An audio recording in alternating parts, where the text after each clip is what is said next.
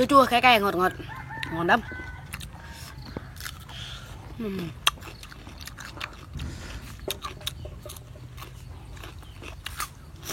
Hello mọi người, hôm nay mình ăn trôi nha mọi người. Đây là dưa leo nha, đây là chanh dây nha các bạn nha. Mình làm mà chua mình ăn nha. Đây mọi người.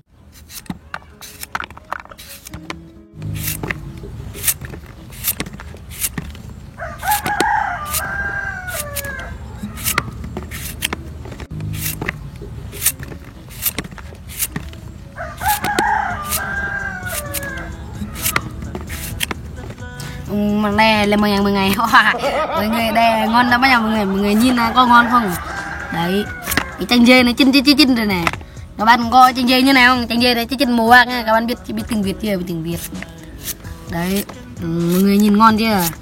Mọi người thích ăn thì qua nhà mình nha, bố nhà mình nhà cho nụ đây đấy, ngon lắm. Hello mọi người, mình chặt cái đây nữa nha, chặt cái chanh dê đây nha.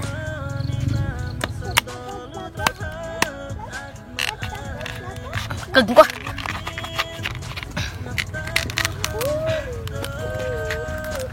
Đấy, chín nha mọi người.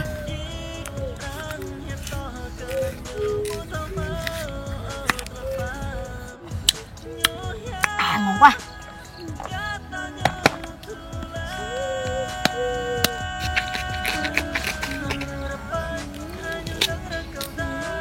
Đu ngon quá.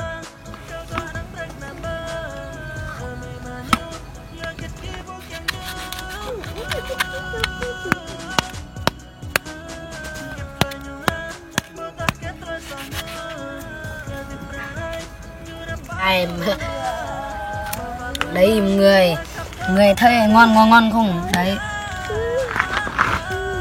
mình thử một miếng nha, mình ăn nha. Đây ngon quá, chua không cay, ngọt thôi, mà là ngọt thôi, không phải là chua đâu, phải ngọt thôi, chua ít thôi.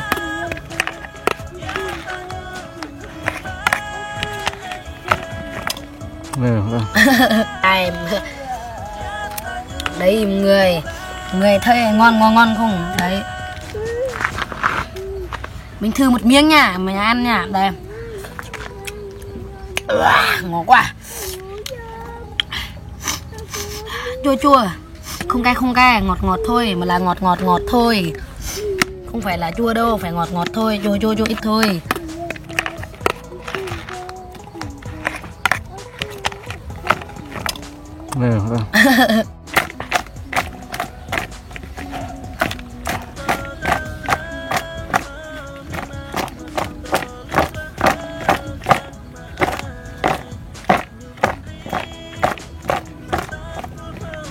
Chiếc đây là chiếc Hàn Quốc nha.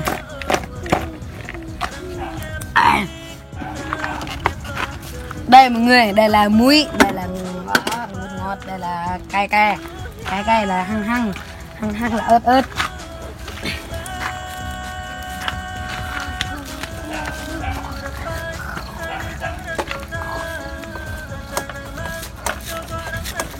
Mình bỏ vô cái đây là ăn nó thoải mái luôn đây, bỏ thoải mái, mày đi nhanh hơn con nông. Đây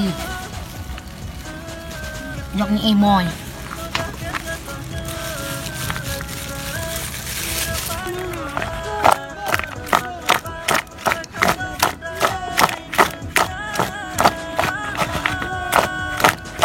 Wow, ngon quá.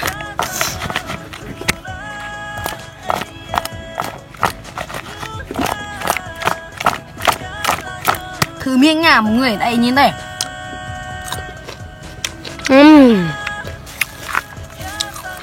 Chắc là không giòn đâu.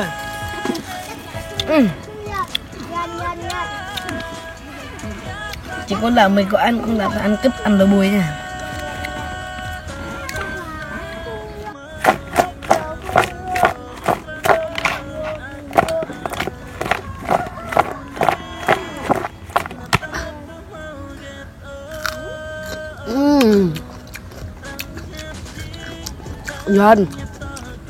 Giòn rồi.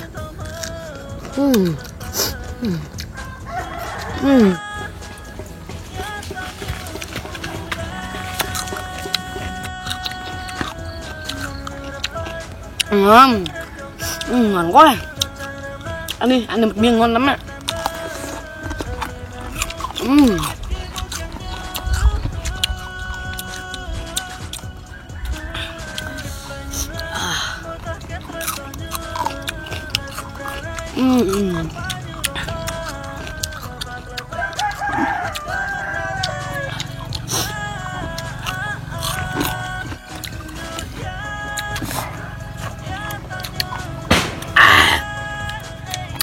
Chua chua cay cay ngọt ngọt ngon lắm.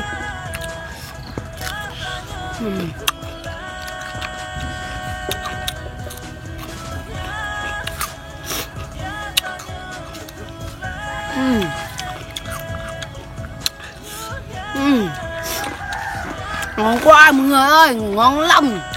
Đủ ngon ngon nhưng mà cay cay cay không ăn nhiều đâu nha.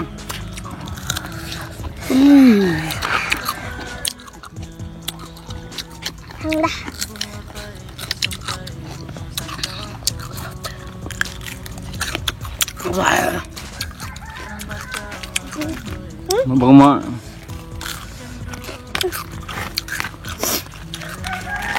Mình ăn nhiều nó có đọt chát nè.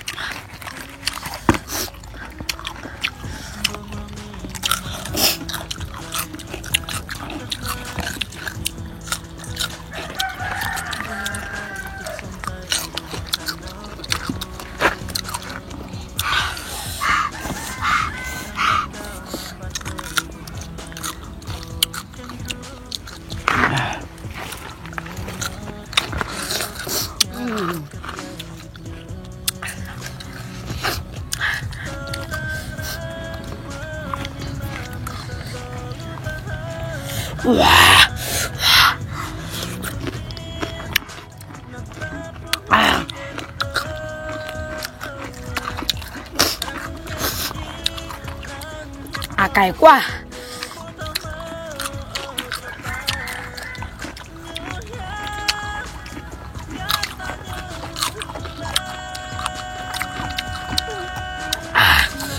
Ngon quá.